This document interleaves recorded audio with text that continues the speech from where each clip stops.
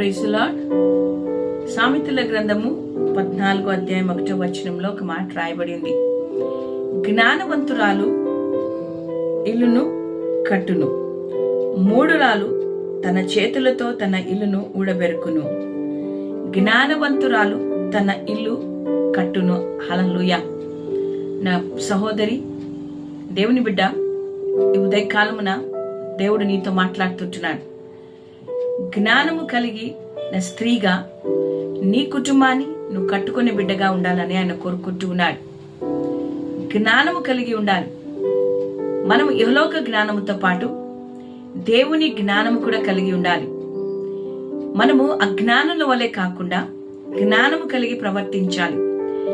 మనము దేవుని వైపు చూసినప్పుడు ఆయన తన జ్ఞానమును మనకు అనుగ్రహించేవాడిగా ఉంటున్నాడు. యెహోవాయే జ్ఞానం ఇచ్చేవాడు. కాబట్టి ఆ జ్ఞానవంతుడైన దేవుని దగ్గర నుంచి జ్ఞానము పొందుకొని మన కుటుంబాలను కట్టుకునే వారిగా మనం ఉండాలి. వాక్యముతో, ప్రార్థనతో నీవు నీ కుటుంబాన్ని నిర్మించుకో, నీ ఇల్లును కట్టుకో. వాక్యం అనే బండ మీద నీ యొక్క గృహాన్ని నిర్మించుకో. ఎప్పుడైతే జ్ఞానము కలిగి బండ మీద నీ ఇల్లును కడతావో అది కదలింపబడదు. నీవు జ్ఞానము కలిగి నీ కుటుంబంలో ప్రవర్తించాలి. చాలా మంది స్త్రీలు మూఢురాలుగా తయారై కుటుంబాన్ని చిన్నాభిన్నం చేసుకుంటూ ఉన్నారు. అజ్ఞానముతో, అవివేకముతో, అనుమానముతో, అసూయలతో, ద్వేషాలతో మరి కుటుంబాలలో నెమ్మది లేకుండా చేసుకుని కుటుంబము విడిపోయే పరిస్థితికి తెచ్చుకొని వచ్చారు. మూఢురాలు తన చేతులతో తన ఇల్లు ఊడబెరుకును కదా.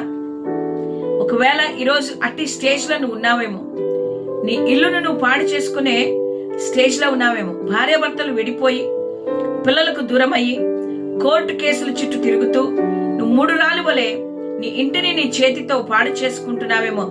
దయతో ఆపివేసి, దేవా నాకు జ్ఞానమును దయచేయి, నా కుటుంబాన్ని నేను కట్టుకుంటానయ్యా, నేను జ్ఞానవంతురాలిగా నా ఇల్లు కట్టుకోవడానికి, ఐక్యతగా నా కుటుంబంలో జీవించడానికి, సమాధానంతో నేను ఉండడానికి సహాయం చేయని అడిగినప్పుడు ఆయన నీకు జ్ఞానమును అనుగ్రహిస్తాడు.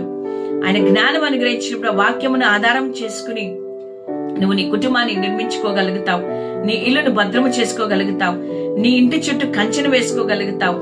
కాబట్టి జాగ్రత్త కలిగి క్రీస్తును కలిగిన బిడ్డగా, క్రీస్తు మార్గంలో నడుస్తూ జ్ఞానం కలిగిన బిడ్డగా నీ కుటుంబాన్ని, నీ ఇల్లును చక్కపరిచి కట్టుకోవాల్సిందిగా దేవుడు మనవి చేస్తున్నాడు. దేవుడు నిన్ను, నీ కుటుంబాన్ని ఈ దినము దీవించి ఆస్వాదించును గాక.